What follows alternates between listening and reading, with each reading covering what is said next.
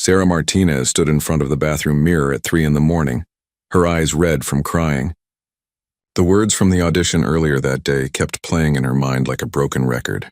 The casting director had barely looked up from his phone when he said those crushing words that would haunt her for years to come. She had been 22 years old, fresh out of drama school with dreams bigger than the cramped studio apartment she shared with 2 other aspiring actors in downtown Los Angeles. The audition was for a small role in an independent film. Nothing glamorous, but it was a chance. Sarah had practiced her lines for weeks, studying every pause and every emotion until she could perform them in her sleep. The waiting room had been packed with other young women, all of them beautiful, all of them talented, all of them hoping for the same break. Sarah remembered how her hands shook as she held the sides, the script pages that actors receive for auditions. She had worn her best dress, the navy blue one her mother had bought her as a graduation gift. It was the only expensive piece of clothing she owned. When they called her name, Sarah walked into the audition room with as much confidence as she could gather. 3 people sat behind a long table. The casting director was in the middle, a man in his 50s with silver hair and an expensive watch that caught the light. To his left sat the director, a young woman with thick-rimmed glasses who seemed genuinely interested. To his right was the producer, an older man who looked bored before Sarah even opened her mouth. Sarah began her monologue. She poured everything into those 2 minutes. Every acting class, every technique she had learned, every ounce of emotion she could muster came flowing out. She became the character completely, forgetting about the 3 judges, forgetting about her nerves, forgetting about everything except the words and the feelings they carried. When she finished, there was silence. The director smiled slightly and nodded. The producer wrote something on his notepad. But the casting director, the man whose opinion mattered most, finally looked up from his phone with an expression that Sarah would never forget. It was not just disinterest. It was something worse. It was pity mixed with contempt. He leaned back in his chair and sighed, the kind of sigh that said he had seen 1,000 girls just like her and would see 1,000 more. Then he spoke those words that would change everything. He told her that she would never make it in this industry. He said she lacked that special something, that indefinable quality that separates stars from wannabes. He suggested she consider other career paths, maybe something more realistic, something that did not require talent she simply did not have. The director tried to soften the blow, mentioning that Sarah had good technique, but the damage was done. The casting director continued, explaining how competitive the industry was, how only 1 in a million actually succeeded, how most people wasted years chasing an impossible dream. He was not being cruel, he claimed. He was being honest, doing her a favor by telling her the truth now rather than letting her waste more years. Sarah somehow managed to thank them and walk out of the room with her head up. She made it through the waiting room full of other hopefuls, down the elevator, across the lobby, and out onto the sunny Los Angeles street. Only then did she allow herself to feel the full weight of what had happened. She sat on a bench outside the building and cried, not caring who saw her. That night, back in her tiny apartment, Sarah made a decision. She would not quit. Something inside her refused to accept what the casting director had said. Maybe it was stubbornness. Maybe it was pride. Maybe it was the years of sacrifice her parents had made to send her to drama school. Whatever it was, Sarah decided she would prove him wrong. But she also decided to do something else. She would investigate this industry that had rejected her so completely. She would find out why some people succeeded while others failed. She would discover what really made the difference between those who made it and those who did not. Sarah wanted to understand the hidden mechanisms that controlled who got opportunities and who got shown the door. She started keeping a journal that very night, writing down everything she had experienced at the audition. She described the casting director's words, his tone, his body language. She noted the expensive watch he wore and the casual way he had dismissed her dreams. She wondered how many other talented people he had, discouraged over the years, and whether he ever thought about the impact of his words. Sarah had been raised by parents who immigrated from Mexico when she was 5 years old. They had worked multiple jobs to give her opportunities they never had. Her father cleaned office buildings at night while working construction during the day. Her mother worked as a housekeeper for wealthy families in Beverly Hills. They had saved every penny they could to help pay for her drama school tuition. even though they did not fully understand why she wanted to act instead of becoming a doctor or lawyer. Growing up, Sarah had been the kid who performed plays in her backyard, charging the neighborhood children a quarter to watch. She had starred in every school production from elementary through high school. Her drama teacher had told her she was special, that she had real talent. That teacher had been the first person who made Sarah believe she could actually make acting a career. Now lying in bed in her dark apartment, Sarah questioned everything. Was her teacher wrong? Was the casting director right? Did she really lack whatever mysterious quality it took to succeed? Or was there something else going on? Something deeper that had nothing to do with talent at all. She thought about the other actors she had met since moving to Los Angeles. Some of them were incredibly talented but could not get any work. Others seemed less skilled but somehow kept booking jobs. Sarah started to wonder what separated these two groups. Was it really just talent? Or were there other factors at play? Factors that nobody talked about openly. These questions kept Sarah awake most of that night. By the time the sun rose, she had decided on a plan. She would continue auditioning and trying to build her acting career, but she would also become an investigator of sorts. She would talk to people throughout the industry, from successful actors to struggling ones, from casting directors to agents, from producers to drama teachers. She would gather stories and evidence trying to understand the truth about talent and success. Sarah had no idea that this decision would lead her down a path that would take years to travel. She did not know that what she would discover would challenge everything she thought she knew about the entertainment industry and about talent itself. She could not predict that her investigation would uncover uncomfortable truths that many people preferred to keep hidden. All she knew was that she refused to accept defeat and that she needed answers to questions that burned inside her mind like fire. 3 months after that crushing audition, Sarah had developed a routine. She worked the morning shift at a coffee shop in Studio City, serving lattes to screenwriters and producers who barely acknowledged her existence. In the afternoons, she attended auditions whenever she could get them, which was not often. But her evenings belonged to her investigation. She started by creating a simple spreadsheet on her old laptop.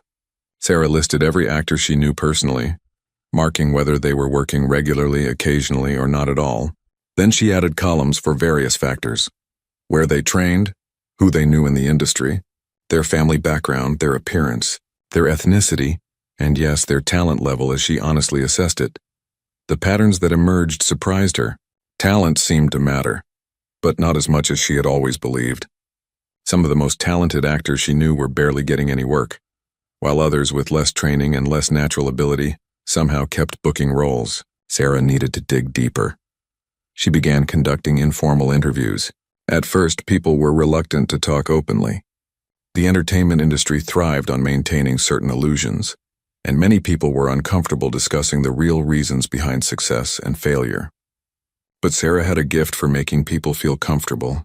She was genuinely curious, not judgmental, and people sensed that she truly wanted to understand rather than expose or criticize. Her first major interview was with Marcus Chen, a talented actor in his 30s who had been grinding away in Los Angeles for over 10 years. Marcus had trained at one of the most prestigious drama schools in New York and had the kind of classical technique that drama teachers praised. He could perform Shakespeare beautifully and had a powerful stage presence. Yet he struggled to book even small television roles. They met at a diner in Koreatown, sharing French fries and coffee while Marcus told his story. He explained how he had come to Los Angeles full of hope after finishing drama school. His teachers had told him he was one of the best students they had ever taught.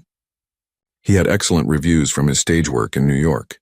He felt prepared for anything Hollywood could throw at him, but Hollywood threw him something he had not expected. Marcus described going to audition after audition where he performed well, sometimes brilliantly, only to never hear back. When he did get feedback, it was often vague. They were going in a different direction. They decided to cast someone with more of a commercial look. They wanted someone who felt more relatable. The reasons changed, but the rejection remained constant. Marcus told Sarah something that stuck with her. He said that after about 5 years, he started to realize that the audition was not really about acting ability. It was about fitting into a predetermined image that the casting directors and producers already had in their minds. They were not looking for the best actor. They were looking for someone who matched a very specific picture, and if you did not match that picture, your talent became almost irrelevant. He shared an experience that had opened his eyes completely. Marcus had auditioned for a supporting role in a television series. He prepared extensively, understanding the character inside and out. At the audition, he delivered what he knew was his best work. The casting director seemed genuinely impressed and told him he was perfect for the role. Marcus left feeling confident for the first time in years. Days turned into weeks with no word. Finally, his agent called with news. The producers loved his audition. The director wanted to cast him. But the network executives had watched his tape and decided they wanted someone who looked more traditionally American for the role. Marcus was Chinese American, and apparently that did not fit their vision, even though nowhere in the script did it specify the character's ethnicity. The role went to an actor who, according to people who had seen both auditions, had not performed as well as Marcus. But he had the right look, the right last name, the right connections. Talent had taken a backseat to other considerations that nobody wanted to discuss openly. Sarah wrote down everything Marcus told her. She asked him why he continued despite these obstacles. Marcus explained that acting was not just what he did, but who he was. Walking away felt like losing a part of himself. He had also started to develop a small community of Asian American actors who supported each other, sharing information about roles and opportunities that might actually be open to them. Her next interview subject was Jennifer Blake, a woman in her late 20s who was working regularly and building a successful career. Jennifer was talented, but Sarah had seen other actors who were equally or more talented struggling to get any work. What made Jennifer different? They met at a trendy juice bar in West Hollywood, and Sarah immediately noticed something. Jennifer had a confidence that seemed to come from somewhere deeper than just belief in her abilities. As they talked, the truth emerged. Jennifer's father was a successful entertainment lawyer who had represented major studios for decades. Her mother had been a television producer before retiring. Jennifer was honest about her advantages. She did not pretend that her connections had not helped her. Her first agent came through a family friend. Her first real audition was set up through her father's contacts. Even her training at an exclusive acting studio had been facilitated by relationships her parents had built over years in the industry. But Jennifer also worked hard. She took her craft seriously, constantly training and improving. She showed up prepared for every audition and gave her best performance every time. The difference was that she got opportunities to audition for better roles, and when she performed well, people actually remembered her because her name carried weight through her family connections. Jennifer told Sarah something that revealed how much she had thought about this issue. She said that talent was like having a good car. It mattered for going the distance, but connections and opportunities were like having a full tank of gas and a clear map. Without those, even the best car would not get you anywhere. Most talented actors were stuck at the starting line with empty tanks, while less talented actors with connections were already miles down the road. This conversation hit Sarah hard. She came from a family with no entertainment industry connections at all. Her parents cleaned buildings and houses. They knew nothing about agents, managers, casting directors, or producers.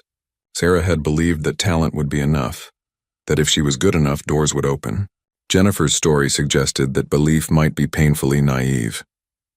Sarah continued her investigation over the following months, talking to dozens of people at every level of the industry.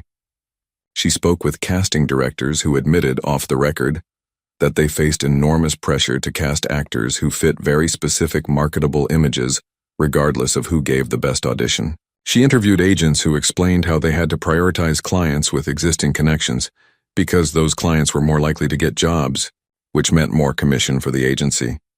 She talked to producers who described the complex financial calculations that went into casting decisions. An actor with a famous last name or family connections could help secure financing for a project, even if they were not the most talented option. An actor with the right look could fit into marketing campaigns more easily, making them valuable beyond their performance abilities.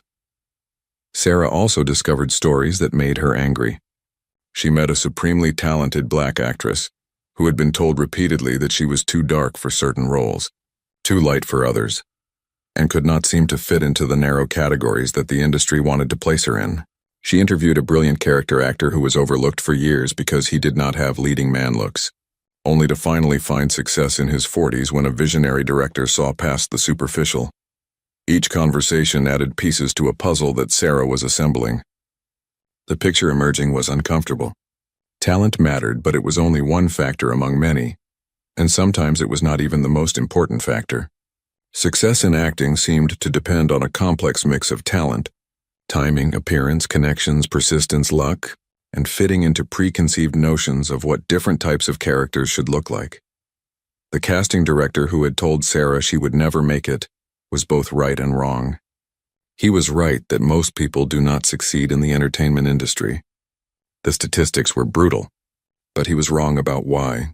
It was not simply because they lacked talent. Many failed despite having enormous talent because they lacked other crucial elements that had nothing to do with acting ability. Sarah kept auditioning during this time, and she started to see her experiences differently.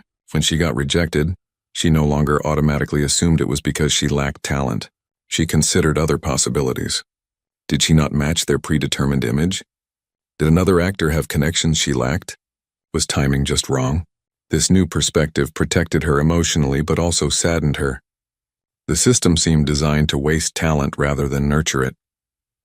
A year into her investigation, Sarah had filled 3 notebooks with interviews, observations, and analysis.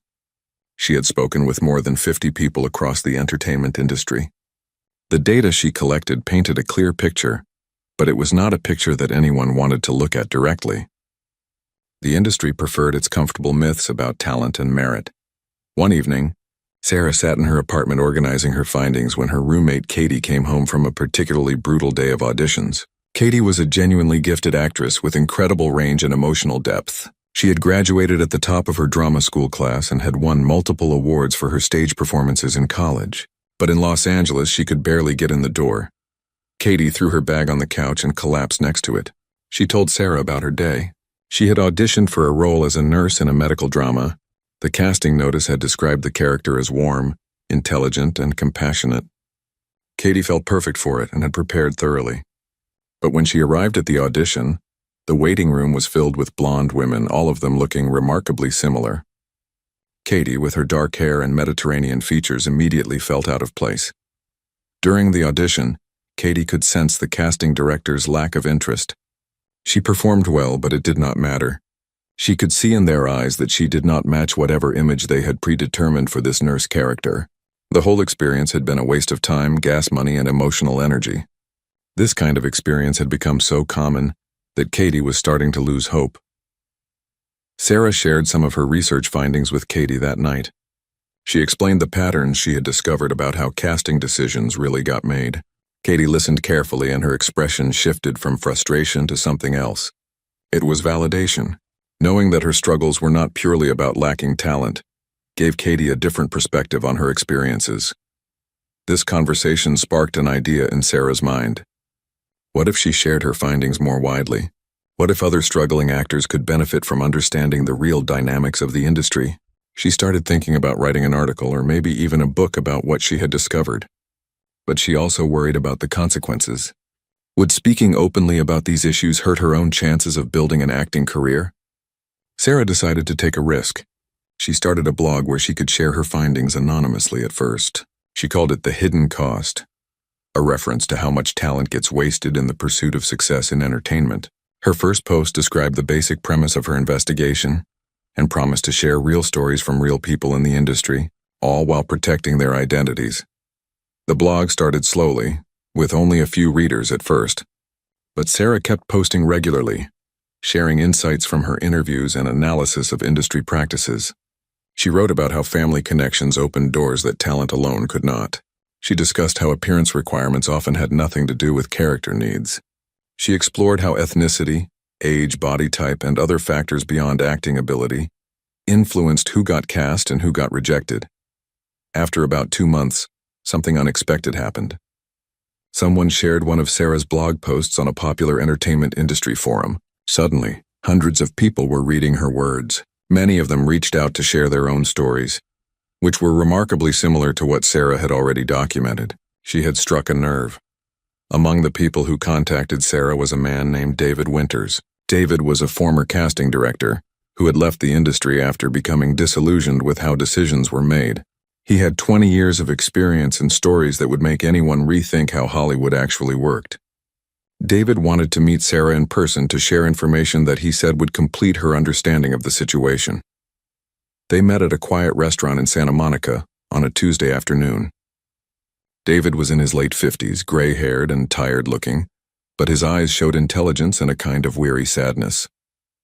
He told Sarah that he had read everything on her blog and was impressed by her insights. However, he said there were deeper layers to the story that she had not yet uncovered. David explained that the problems Sarah had identified were symptoms of a much larger systemic issue. The entertainment industry was structured as a business, which was obvious, but what most people did not understand was how that business structure affected every creative decision. Casting choices were not primarily artistic decisions. They were financial calculations designed to minimize risk and maximize potential profit. He walked Sarah through how a typical casting process actually worked. Producers and studio executives made lists of actors they wanted based on factors like social media following, previous box office performance, awards recognition, and family connections. These lists got created before talented unknown actors ever got a chance to audition. By the time someone like Sarah or Katie walked into an audition room, the real decision had often already been made or heavily constrained. David shared a specific example that illustrated his point perfectly. He had been casting a film several years ago about a brilliant scientist. The script described the character as awkward and unconventional, someone who did not fit typical Hollywood beauty standards. David found an incredible actor for the role, someone who embodied the character perfectly, and gave a stunning audition that made everyone in the room emotional. But the studio executives rejected this actor. They wanted someone more conventionally attractive, someone who could be featured prominently in marketing materials. They wanted an actor with an existing fan base who would help sell tickets regardless of whether they were right for the character. David fought for his choice but ultimately lost.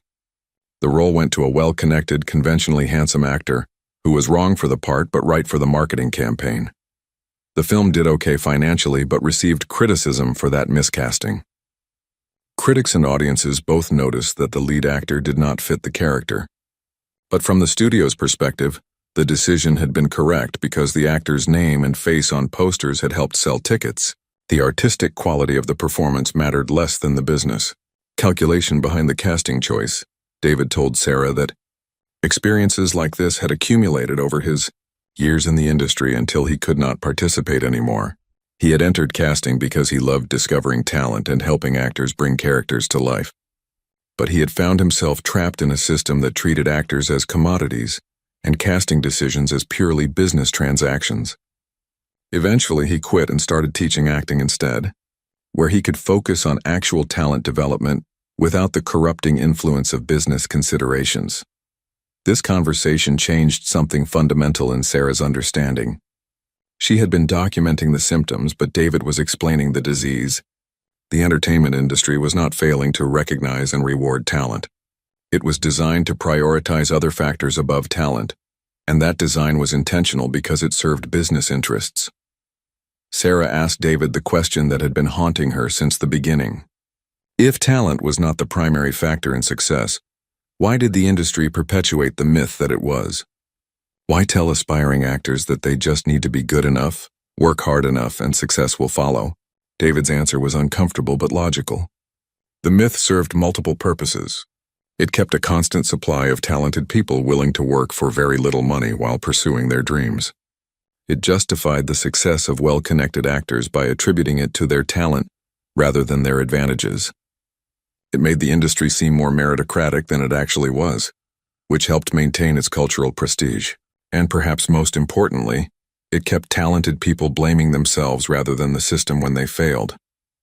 This last point hit Sarah especially hard. She thought about all the talented actors she knew who carried shame about their lack of success, who questioned their own abilities, who wondered what was wrong with them. The system had taught them to internalize failure as personal inadequacy rather than recognizing it as often the result of factors beyond their control. Sarah spent the next week processing everything David had told her. She went back through all her previous interviews and data with fresh eyes. The patterns became even clearer when viewed through this lens of the industry as a business system rather than an artistic meritocracy. Every story she had collected made more sense when she understood the economic incentives driving decisions. She wrote a blog post summarizing these insights, being careful not to reveal David's identity but sharing the key concepts he had explained. The post went viral in the entertainment community. Thousands of people read it and shared their own experiences that confirmed what Sarah had written. Many thanked her for helping them understand that their struggles were not entirely their fault. But Sarah also received criticism. Some successful actors accused her of making excuses for people who were not talented enough. Some industry professionals claimed she was oversimplifying a complex situation. A few people suggested she was just bitter about her own lack of success and was trying to tear down an industry she could not break into. These criticisms stung, but they also revealed something important. The mythology around talent and merit was deeply embedded in how people in the entertainment industry understood themselves and their work. Challenging that mythology threatened people's self-perception and the stories they told about their own success or failure. The truth was uncomfortable because it complicated the simple narrative that everyone wanted to believe. 2 years after that devastating audition, Sarah's blog had become a quiet phenomenon in the entertainment industry. She had thousands of regular readers, mostly actors, writers, and other creative professionals, who felt validated by her honest examination of how the industry really worked. But Sarah was still working at the coffee shop, still going to auditions, still living in the same cramped apartment. One morning, while serving coffee to the usual crowd of entertainment professionals, Sarah overheard a conversation that would lead her investigation in a new direction. 2 women at a corner table were discussing drama schools and acting programs. One of them was complaining about how much money she had spent on her training, money that had not translated into career success. The other agreed, mentioning that she knew many talented actors with expensive degrees who were driving for rideshare services to pay rent. This conversation sparked a question in Sarah's mind. What about the institutions that trained actors? What role did they play in perpetuating myths about talent and success? She had accepted the lessons from her drama school without questioning them, but now she wondered whether those institutions were complicit in selling false dreams. Sarah decided to expand her investigation to include acting schools and training programs. She started by examining the marketing materials these schools used to attract students. The promises were remarkably consistent across different institutions. They claimed to develop raw talent into professional skill. They highlighted famous alumni who had successful careers. They suggested that proper training was the key to making it in the industry. But Sarah noticed what these schools did not emphasize. They rarely mentioned the percentage of their graduates who actually built sustainable careers in entertainment. They did not discuss the enormous role that factors beyond training played in determining success. They did not warn students about the harsh economic realities of pursuing acting as a profession. Instead, they focused on dreams and possibilities while downplaying or ignoring the probable outcomes. Sarah reached out to interview administrators and teachers from various acting programs. Many were reluctant to speak with her, especially once they discovered her blog's critical perspective on the industry. But she eventually found several educators who were willing to talk honestly, usually on the condition of anonymity. One drama school professor, whom Sarah called Professor James in her notes, provided particularly valuable insights. He had been teaching acting for over 15 years at a respected program that cost students nearly $60,000 a year. He loved teaching and believed in the value of training actors properly. But he had grown increasingly uncomfortable with what he saw as the fundamental dishonesty of how drama schools operated. Professor James explained that acting programs had a financial incentive to accept as many students as possible and to encourage their dreams regardless of their realistic chances of success. The tuition money kept the programs running. If schools were completely honest about how few graduates actually built sustainable acting careers, most prospective students would probably choose different paths. The business model depended on hope and ambition, even when those hopes were statistically unlikely to be fulfilled. He shared something that troubled him deeply. Every year he taught students who were genuinely talented and dedicated. These students worked incredibly hard, often taking on substantial debt to pay for their education. They believed that their training would give them a significant advantage in the industry. Professor James tried to prepare them for the reality they would face, but the overall message from the school emphasized possibility rather than probability. Years later, Professor James would sometimes look up his former students online. A handful had built successful careers, usually those who came from families with entertainment industry connections or who had other significant advantages beyond their training. Many others had given up on acting entirely and were working in completely different fields while still paying off their student loans. Some were still struggling in Los Angeles or New York, working survival jobs while auditioning occasionally, their dreams slowly dying from exhaustion and financial pressure. What haunted Professor James most was a simple calculation. If he were completely honest about the odds, would he still take their tuition money? If students truly understood that their expensive training might not significantly improve their chances of success because so many other factors mattered more, would they still enroll? These questions kept him awake at night. Sarah also interviewed recent drama school graduates who were experiencing the harsh reality of the post-graduation job market. One woman named Lisa had graduated 2 years earlier with honors from a prestigious program. She had been the star of multiple school productions and had received consistent praise from her teachers. Everyone told her she had what it took to succeed. But after graduation, Lisa found herself auditioning for the same small roles as hundreds of other actors, many of whom had less training or had not gone to drama school at all. Her degree did not give her priority access to better auditions. Her training did not make casting directors more interested in her. She was competing in the same brutal marketplace as everyone else, and her $60,000 in student loan debt was a constant weight dragging her down. Lisa told Sarah something that perfectly captured the betrayal many trained actors felt. She said that drama school had taught her how to act but had not taught her how the industry actually worked. She knew techniques and methods and approaches to building characters, but she did not know how to navigate the business side of entertainment. She understood art but not commerce, and in an industry driven by commercial concerns, that ignorance was crippling. Through these interviews, Sarah began to see drama schools as part of a larger system that profited from talent, while often wasting it. The schools took money from aspiring actors. The industry exploited their labor, often paying little or nothing for work while those actors waited for their big break. Everyone in the system benefited except the majority of talented actors themselves, who paid financially and emotionally for chasing dreams that the system was not designed to fulfill.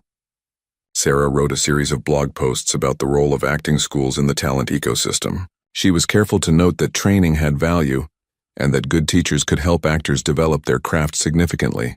But she argued that schools had an ethical responsibility to be honest about career prospects and to prepare students for the business realities they would face, not just the artistic techniques they needed to perform well. These posts generated intense reactions. Some educators contacted Sarah privately to thank her for raising important questions. Others attacked her publicly, accusing her of discouraging young people from pursuing their dreams or of not understanding the value of artistic training. Several schools blocked her blog from their internet networks to prevent students from reading it.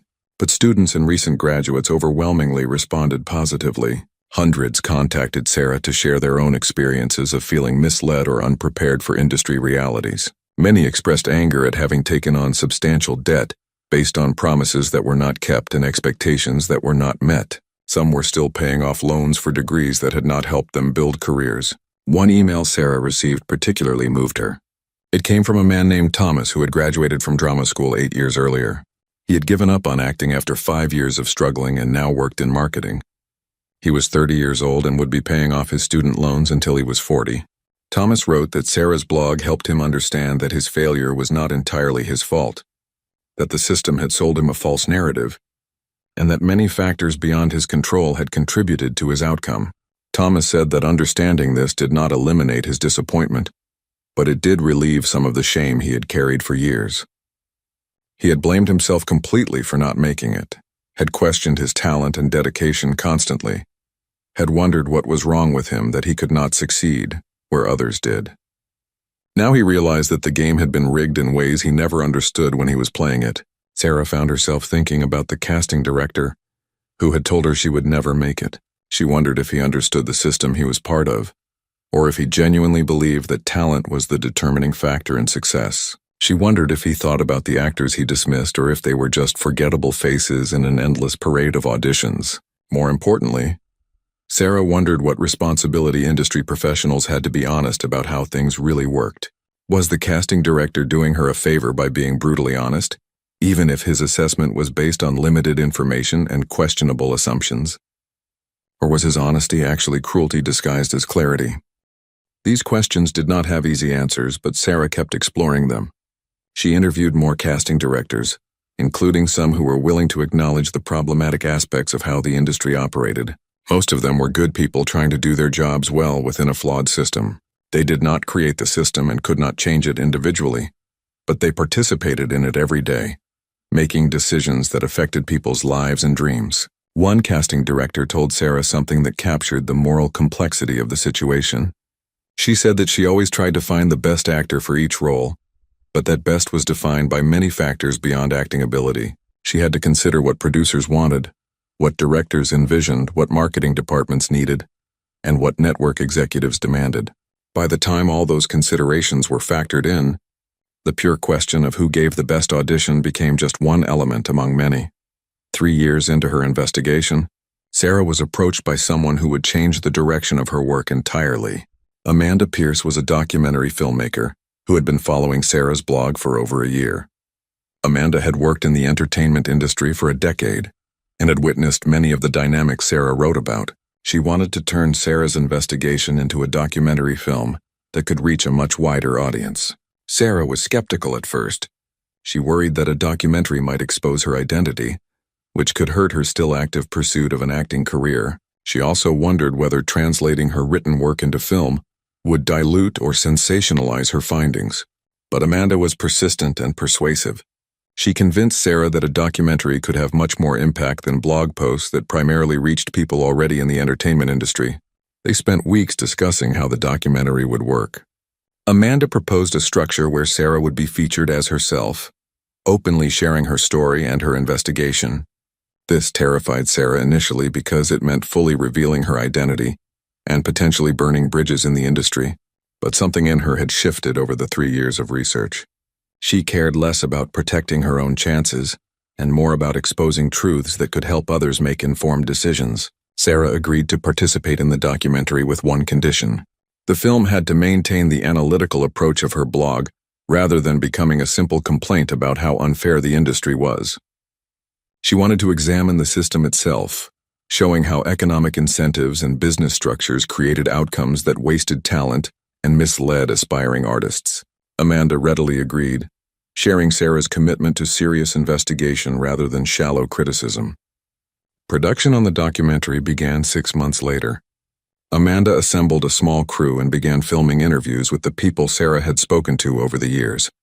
Many were willing to appear on camera, especially once they learned that the documentary would protect their identities if requested. The film would show their faces in shadow or use other techniques to allow honest discussion without professional repercussions. The documentary featured Marcus Chen, the talented Chinese-American actor who had struggled for years despite his classical training and obvious skill. On camera, Marcus described the emotional toll of constant rejection and the challenge of maintaining artistic integrity within a system that often valued appearance and connections over ability. His quiet dignity and obvious talent made his story particularly powerful. Jennifer Blake, the actress with family connections who had built a successful career, also agreed to participate. Her willingness to discuss her advantages openly added crucial credibility to the film. Jennifer did not pretend that her success was purely the result of talent and hard work. She acknowledged that her family name had opened doors and created opportunities that equally talented actors without connections would never receive. Her honesty was refreshing and helped demonstrate that the analysis was not just complaints from unsuccessful actors. The documentary included Katie, Sarah's roommate, whose experience represented countless talented actors struggling in Los Angeles. Katie's audition experiences, her financial struggles, and her gradual loss of hope created an emotional through line that balanced the analytical content. Viewers could see the human cost of the system Sarah was examining. David Winters, the former casting director, became perhaps the most important voice in the film. His insider perspective and decades of experience gave weight to claims that might otherwise seem like speculation. David explained on camera how business considerations trumped artistic ones in casting decisions. He described the pressure casting directors faced to please producers, studios, and networks rather than simply finding the best actors. His weariness and obvious disappointment added gravity to his words. Professor James from the drama school also appeared in the documentary, though with his identity obscured to protect his job. His discussion of how acting schools operated And what they did not tell students revealed another layer of the system. He explained the financial incentives that led schools to accept more students than the industry could possibly absorb, and to make promises about career prospects that statistics did not support. But the documentary's most powerful element was Sarah herself. Amanda filmed Sarah attending auditions, working at the coffee shop, writing her blog, and reflecting on what she had learned over 3 years of investigation. Sarah spoke directly to the camera about the casting director who told her she would never make it, and how those words had sparked her journey from hurt actress to investigative researcher. Sarah discussed her own evolution. She explained how she had initially believed that talent was the primary factor in success, and how discovering the reality had been both liberating and heartbreaking. She was liberated from blaming herself entirely for lack of success, but heartbroken to understand how much genuine talent was wasted by an industry that claimed to value it above all else. The documentary took a year to complete. During that time, Sarah's personal situation changed significantly. She finally booked a small role in an independent film. Nothing major, but her first real professional acting job. The production was low budget, the pay was minimal, but the experience reminded Sarah why she loved acting in the first place. She was good at it. She knew she was good at it. And that knowledge had to be enough regardless of whether the industry ever recognized her talent broadly. When the documentary was finished, Amanda entered it into film festivals. The response exceeded their expectations. The film was accepted into several prestigious festivals and began winning awards. Critics praised its balanced investigation and emotional honesty. Industry publications wrote about it, sometimes defensively but always acknowledging the important questions it raised. The documentary premiered at a major film festival, in front of an audience of industry professionals, aspiring actors, and film enthusiasts. Sarah attended the premiere with mixed emotions. She was proud of the work but anxious about the response. When the lights came up after the screening, there was a long moment of silence before applause began. The discussion that followed during the Q&A session was intense. Some industry professionals in the audience pushed back against the film's conclusions. They argued that talent did matter, that the industry was more meritocratic than the documentary suggested, that successful people earned their success through hard work and ability. But their arguments sounded hollow after the evidence presented in the film. Many in the audience, especially aspiring actors, thanked Sarah and Amanda for making something that validated their own experiences. One exchange during the Q&A stuck with Sarah. A successful producer stood up and said that while the documentary raised valid points, the entertainment industry was no different from any other business. In every field, he argued, connections mattered. Appearance influenced opportunities, and success required more than just competence. Why should the entertainment industry be held to different standards? Sarah responded that the entertainment industry sold itself as different. It claimed to be a meritocracy where talent would be recognized and rewarded. It encouraged young people to pursue dreams, to take on debt for training, to sacrifice years of their lives chasing success. If the industry wanted to be honest and say it operated like any other business where connections and marketability mattered more than ability, then fine. But it should not pretend to be something it was not while profiting from the dreams it helped create, but rarely fulfilled. The audience applauded Sarah's response, but she noticed that the producer looked unconvinced. This was part of the challenge she had discovered throughout her investigation. People deeply invested in the system, especially those who had succeeded within it, had strong motivations to defend it. Acknowledging how it really worked threatened their self-perception and the narratives they told about their own success. After the premiere, something unexpected happened. The documentary generated significant media attention beyond just film industry publications. Mainstream news outlets covered it. Education reporters discussed its implications for arts training programs. Economics commentators analyzed how it illustrated broader issues about meritocracy and inequality in American society. The conversation Sarah had started with her blog had grown far beyond what she imagined possible. Acting schools began responding to the documentary, some defensively and others more thoughtfully. A few programs started including more honest discussions about career prospects in their recruiting materials and orientation sessions. Some schools brought in guest speakers to discuss the business side of the entertainment industry, not just the artistic techniques. The changes were small, but they represented movement in the right direction. Casting directors and agents also responded, though more quietly. Some reached out to Sarah privately to express support for what she had done. They explained that they had felt constrained by the system, but did not know how to change it individually. Others criticized the documentary for making their jobs harder, by encouraging actors to question standard industry practices. Sarah understood both reactions. The documentary was eventually picked up by a streaming service and released to a much wider audience. Suddenly, people outside the entertainment industry were watching and discussing it. Sarah received messages from aspiring musicians, writers, artists, and other creative professionals who saw parallels to their own fields. The dynamics she had documented in acting seemed to apply across many creative industries, where talent was supposedly paramount, but other factors often mattered more. Sarah also heard from people in non-creative fields who recognized similar patterns in their own careers. They talked about how connections and presentation often trumped competence in corporate environments, how inequality got perpetuated through systems that claimed to be meritocratic, how talented people got overlooked while less capable people with advantages succeeded. The entertainment industry was perhaps an extreme example, but the underlying dynamics were familiar across many contexts. This broader resonance surprised Sarah.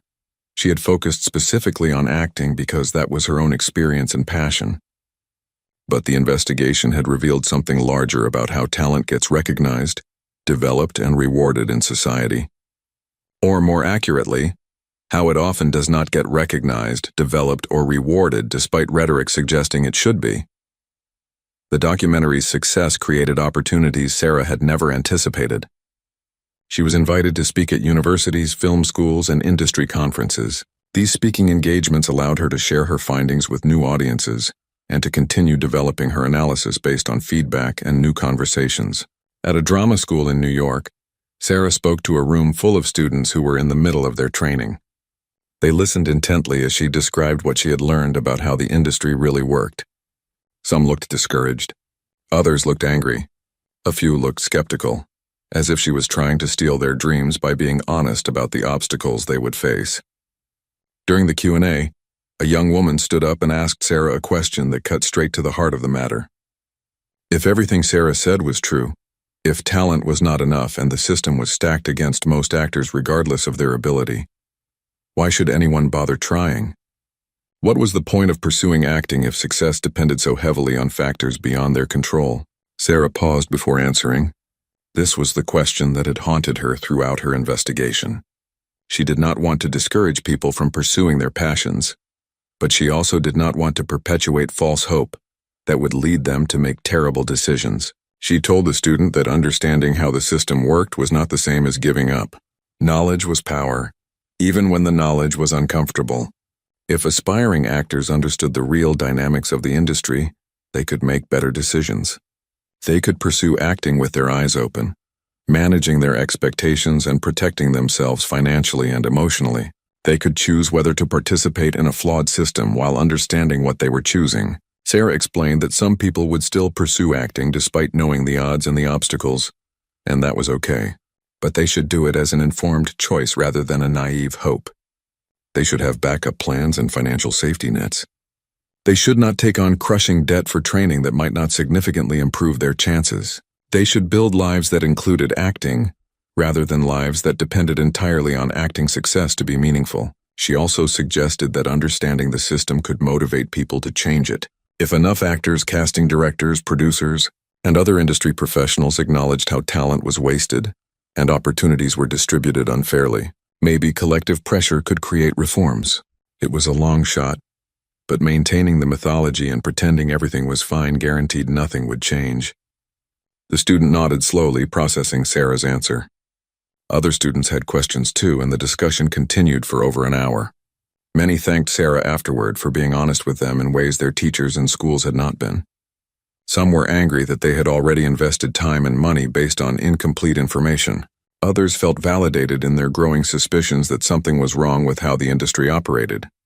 Sarah had similar experiences at multiple schools. She encountered defensiveness from administrators who felt she was undermining their programs. She met students desperate for honest information about what they were getting into.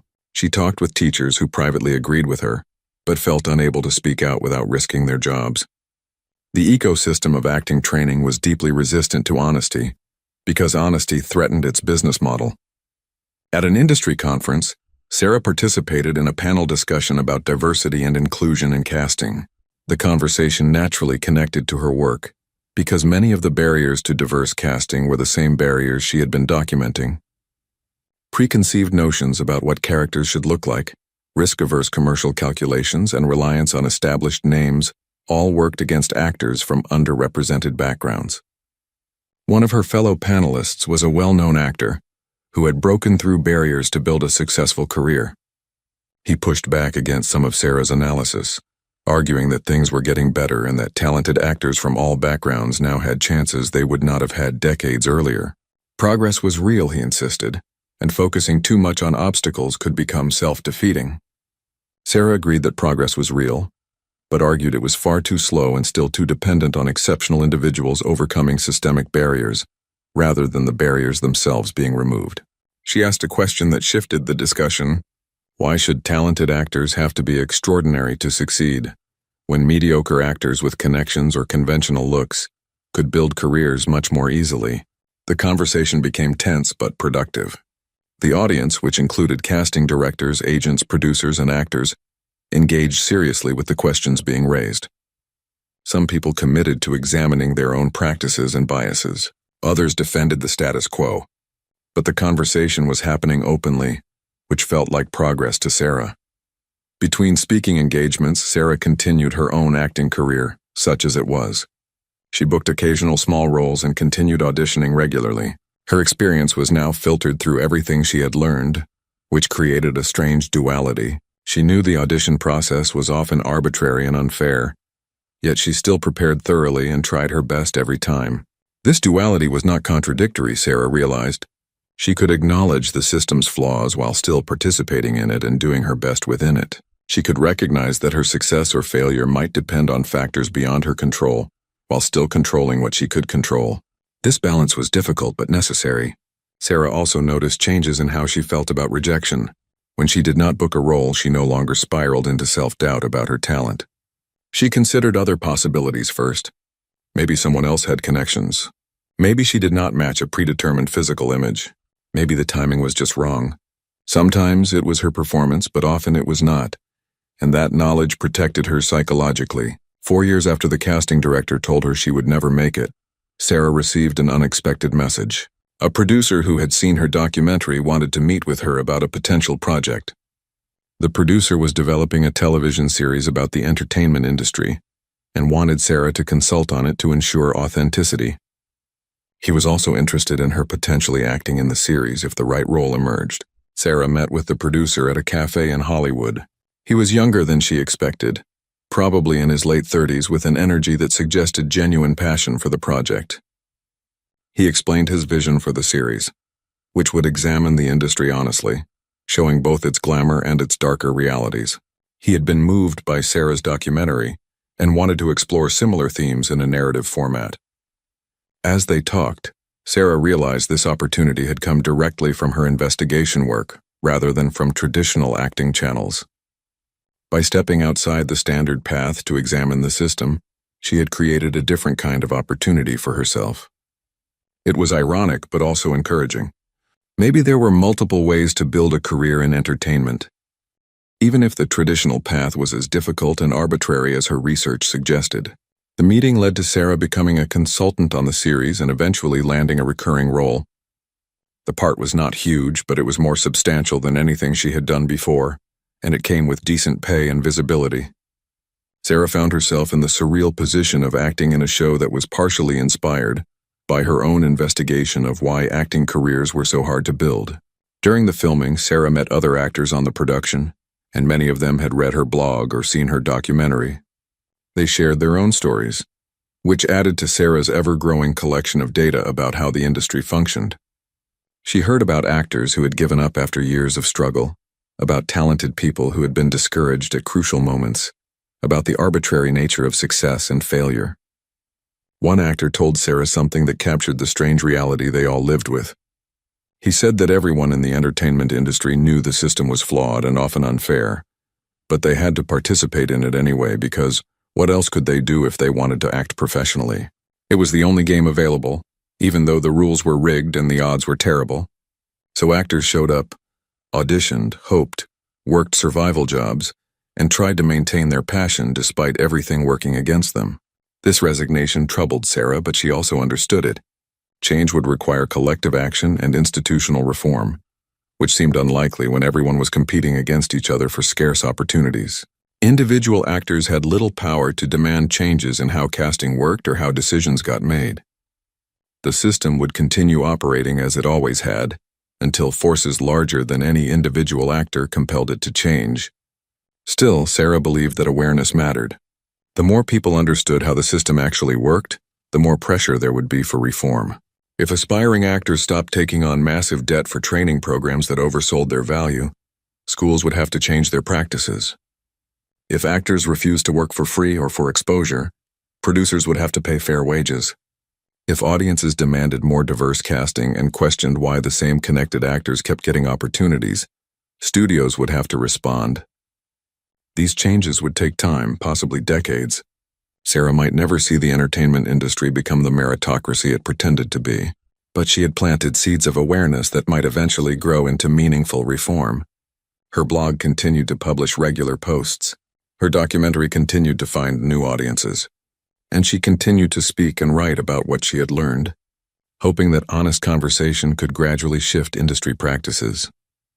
5 years after that crushing audition, Sarah found herself back in the same building where the casting director had told her she would never make it. She was there for a meeting about the television series she had been working on, which had been renewed for a second season. Walking through the lobby brought back the memory of that day when she had sat on the bench outside, crying and feeling like her dreams had been destroyed. But Sarah was not the same person anymore. She had transformed her pain into investigation, her rejection into understanding, and her struggle into advocacy. The casting director's words had not destroyed her. They had redirected her toward a path that might ultimately have more impact than a traditional acting career would have had. Sarah often wondered if she would ever encounter that casting director again. She had thoughts about what she might say to him if given the chance. Would she thank him for inadvertently setting her on this journey? Would she confront him about the casual cruelty of his dismissal? Would she show him how wrong he had been about her, not just as an actress, but as a person capable of making a difference? The opportunity came sooner than expected. While waiting in the lobby before her meeting, Sarah saw him walking toward the elevators. He looked older, more tired, but it was definitely him.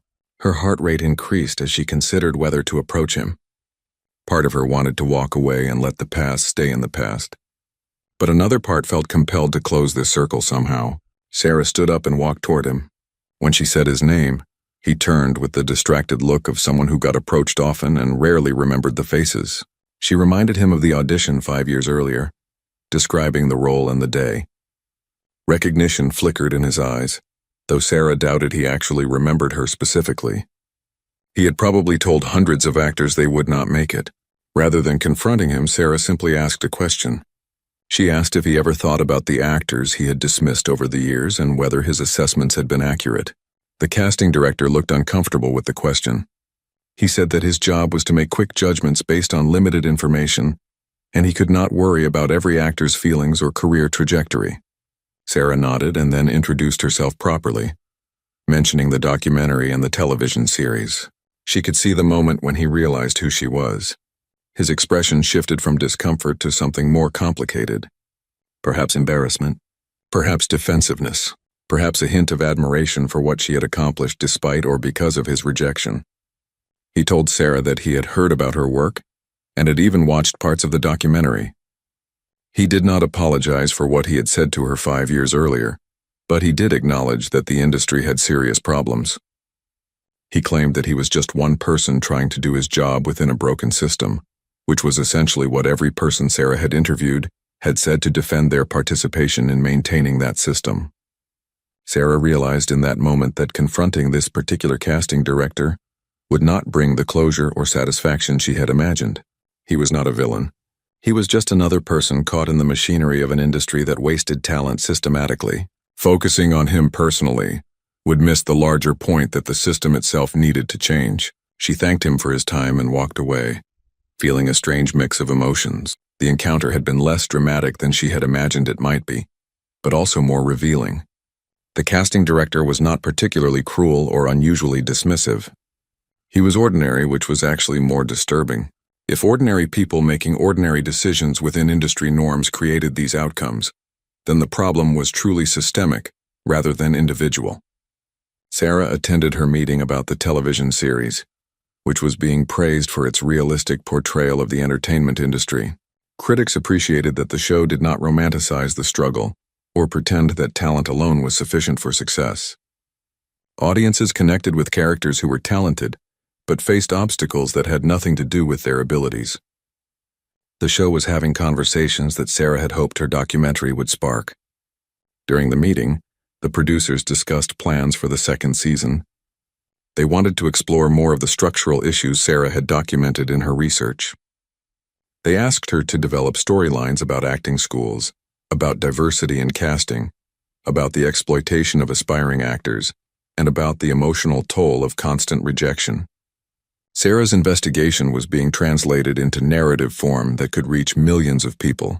After the meeting, Sarah walked through the streets of Los Angeles, the city where she had arrived 5 years earlier full of naive hope. She had learned so much since then about how the entertainment industry worked, about how talent was valued and wasted, about the hidden costs of pursuing creative dreams in a capitalist system that prioritized profit over artistry. But Sarah had also learned something about herself. She was resilient in ways she had not known. She could transform disappointment into curiosity, rejection into investigation, and anger into advocacy. The casting director who told her she would never make it had been wrong, though not in the way he probably imagined. Sarah had not become a traditional star, but she had made it in a different sense. She had found her voice and her purpose. Sarah thought about all the actors she had interviewed over the years, all the stories she had collected, all the talent she had witnessed being overlooked or wasted. She thought about Marcus Chen, still grinding away in Los Angeles, slowly building a career through persistence and the gradual expansion of opportunities for Asian American actors. She thought about Katie, her roommate, who had finally given up on acting and gone back to school for a different career, making peace with letting go of a dream that the industry had never really given her a fair chance to achieve. She thought about Professor James, still teaching drama students while quietly questioning whether he was helping them or misleading them. She thought about David Winters, the former casting director who had left the industry rather than continue participating in its flaws. She thought about Jennifer Blake, the well-connected actress who had built success on a foundation of advantages she acknowledged, but did not know how to change. All of these people were trying to navigate a system that was not designed to reward talent fairly. Some succeeded. Most did not. The difference between the two groups had less to do with ability than anyone wanted to admit publicly. This truth was uncomfortable, but Sarah believed that acknowledging uncomfortable truths was necessary for change. Sarah's blog had evolved over the years into something more ambitious. She was now working on a book that would compile her research, tell the stories of the people she had interviewed, and analyze what the entertainment industry revealed about talent and opportunity in broader society. Publishers were interested, seeing potential for the book to reach beyond just entertainment industry insiders to anyone interested in questions of merit, inequality, and how success actually happens versus how we pretend it happens. Writing the book forced Sarah to organize all her thoughts and findings into a coherent argument. She was making the case that talent mattered but was never sufficient by itself. Success required talent plus opportunity plus timing, plus often luck, plus sometimes connections, plus usually fitting into predetermined categories. Talent was the entry fee, but not the currency that bought success. Sarah argued that this reality was not limited to entertainment. In every field where talent was supposedly paramount, similar dynamics operated. Academic achievement depended on access to good schools and support systems beyond just intelligence. Athletic success required resources for training and coaching beyond just physical gifts. Business success relied on networks and capital beyond just good ideas. Everywhere, the myth of pure meritocracy hid the reality of how success actually worked. The entertainment industry was useful for examining these dynamics because it was more visible and dramatic than other fields. When a talented actor struggled while a less talented but well-connected actor succeeded, the contrast was obvious. When aspiring actors took on enormous debt for training that did not significantly improve their chances, the exploitation was clear. The industry was an extreme example, but it revealed patterns that operated more subtly elsewhere. As Sarah wrote, she kept returning to a central question. Why did society maintain the myth of meritocracy when evidence contradicted it constantly? Why did we keep telling talented people that their abilities would be recognized and rewarded, when we knew that was often not true? What purpose did the mythology serve? Sarah concluded that the myth benefited those who succeeded by allowing them to attribute their success primarily to their own merit, rather than acknowledging their advantages. It kept those who failed blaming themselves rather than questioning the system. It maintained a constant supply of people willing to compete and work hard despite terrible odds because they believed merit would eventually win out. The myth was functional for those with power even if it was damaging for those without it. This analysis was bleak, but Sarah tried to end her book on a more hopeful note. She argued that awareness was the first step toward change. If more people understood how talent was actually recognized and rewarded, versus how it was supposed to work according to mythology, pressure would build for systems to become fairer. If aspiring artists, athletes, students, and workers made decisions with accurate information about their odds and the factors affecting their chances, they would make better choices for themselves. Sarah also highlighted examples of positive change. Some casting directors were actively working to expand their ideas of who could play what roles. Some acting schools were being more honest about career prospects and teaching business skills alongside artistic techniques. Some producers were taking chances on unknown actors based on talent, rather than just looking for safe, connected choices. The changes were small and slow, but they were happening. The book was published a year later and received significant attention. It appeared on bestseller lists and generated discussion far beyond the entertainment industry. Sarah did interviews on podcasts, television shows, and radio programs. She spoke at conferences and universities across the country. The conversation she had started with a blog post after a painful audition had grown into a national discussion about talent, opportunity, and fairness. Sarah received thousands of messages from people whose experiences resonated with what she had documented. They came from actors, yes, but also from writers, musicians, artists, academics, entrepreneurs, and people in corporate careers. Everyone had stories about how talent alone had not been enough, how they had been overlooked despite being capable, how they had seen less capable people succeed through advantages beyond merit. These messages confirmed what Sarah had suspected. Her investigation of the entertainment industry had uncovered something larger about how society functioned. We claimed to value talent and merit while actually rewarding a complex mix of factors that often had little to do with ability.